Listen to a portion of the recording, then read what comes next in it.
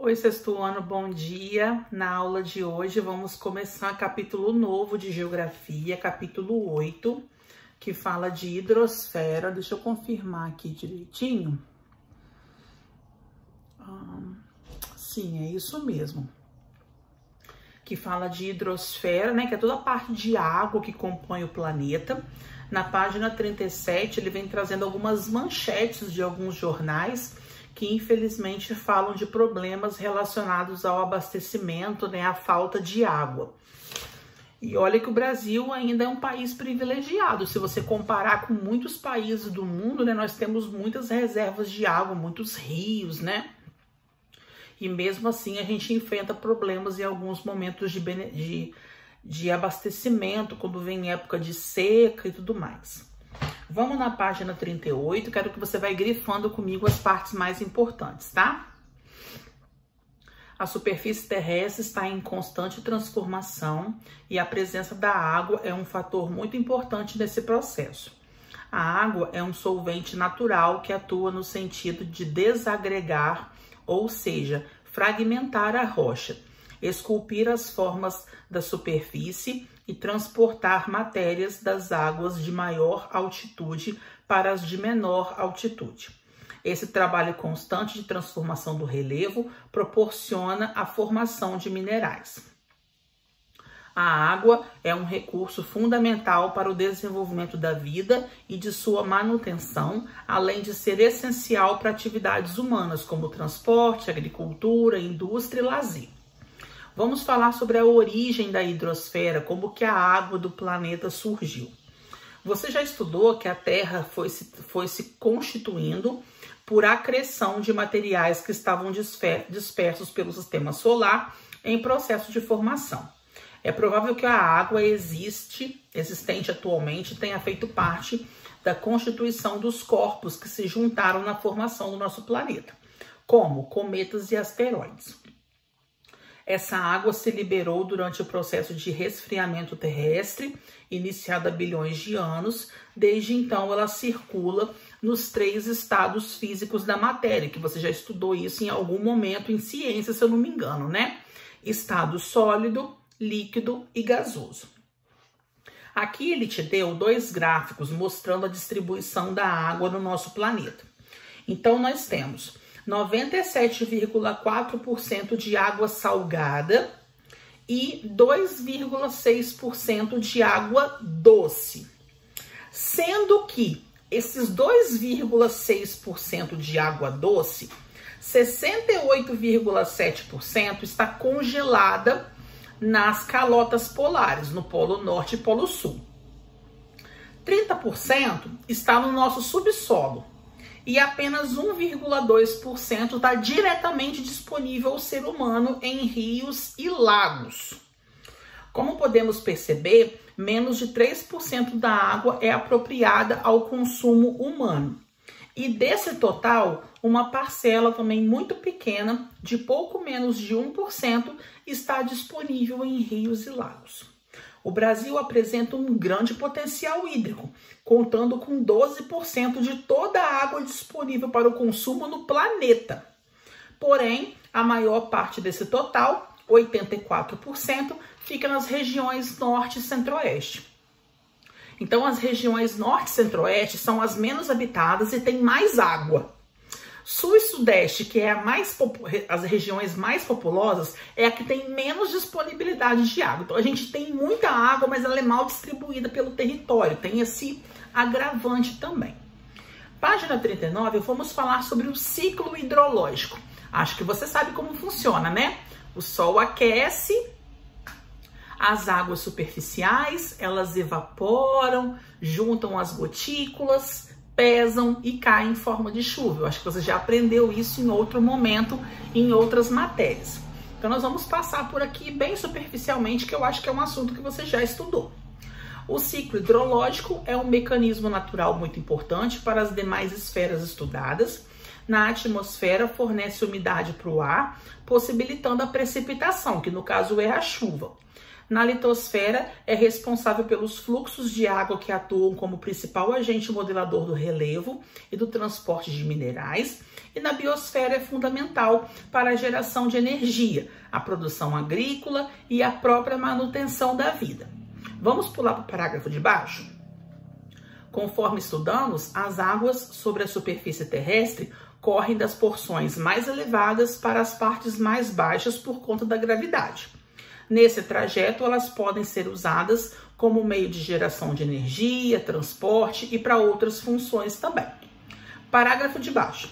Porém, para que seja possível o transporte da água da porção para as porções mais baixas do relevo, que são os mares e os oceanos, até as porções mais elevadas da atmosfera, é necessária a atuação da energia recebida do Sol.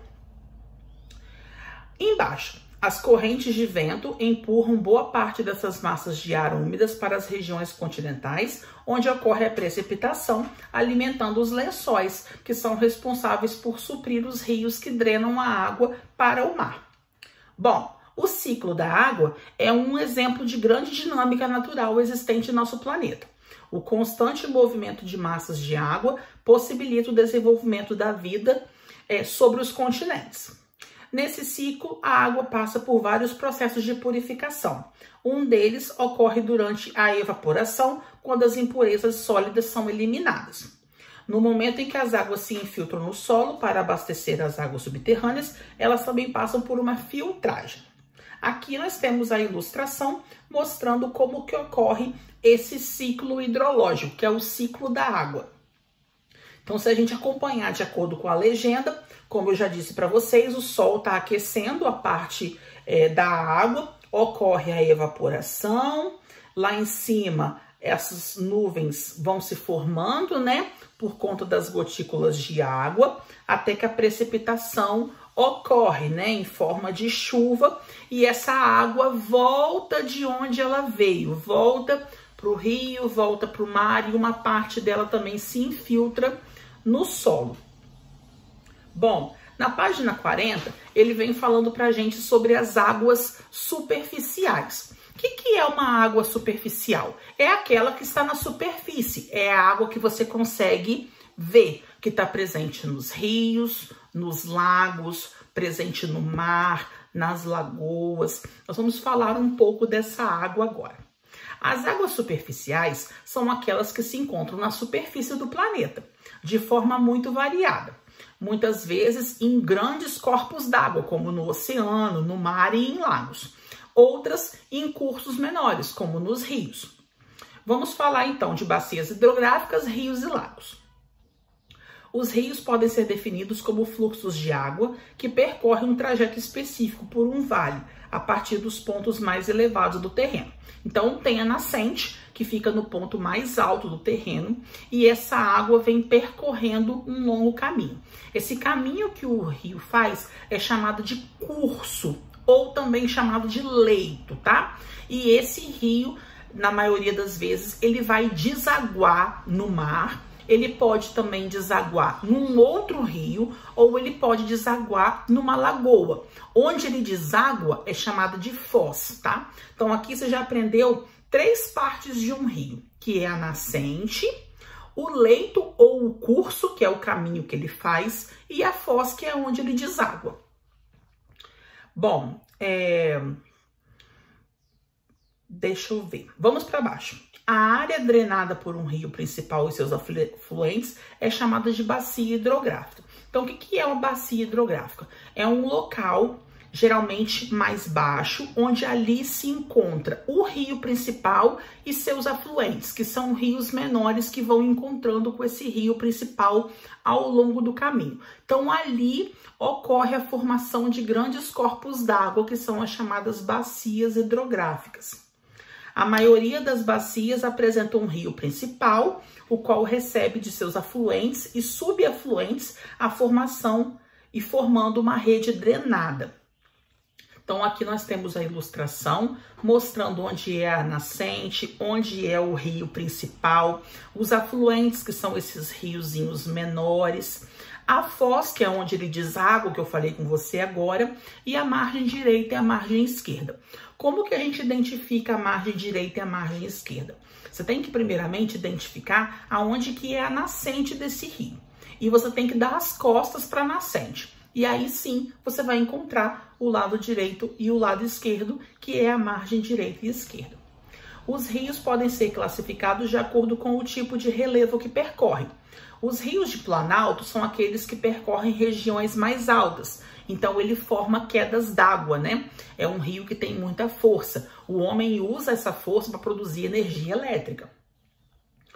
Ele passam por áreas de grandes desníveis altimétricos, sendo muito a existência de quedas d'água e corredeiras. Muitas vezes, em seu curso, são construídas barragens com a finalidade de converter sua força de movimento em energia elétrica. Trata-se das usinas hidrelétricas. Alguns importantes rios brasileiros, como São Francisco e o Paraná, eles são navegáveis em boa parte dos seus cursos.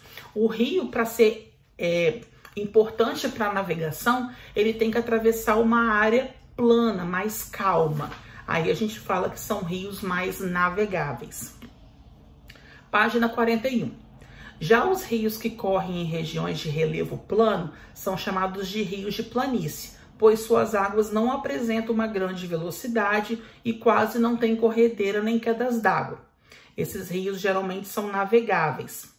O intenso processo de urbanização e a expansão das atividades agrícolas e industriais têm causado grandes prejuízos ambientais aos rios.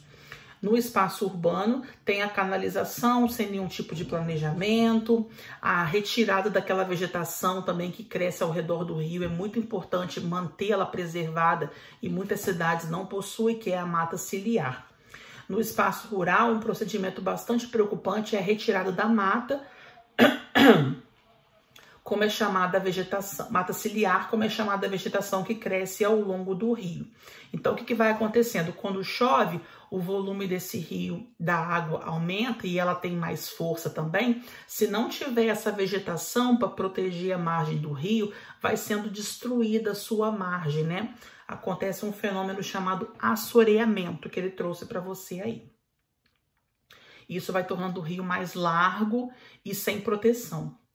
Os lagos naturais são depressões preenchidas com água, os quais podem se originar da água da chuva ou de algum lençol subterrâneo. Podem ser classificados tanto como água doce quanto água salgada. Então, existem lagos de água doce e lagos de água salgada, como ele falou aqui. Página 42. Mesmo os lagos mais antigos contam com apenas 25 milhões de anos.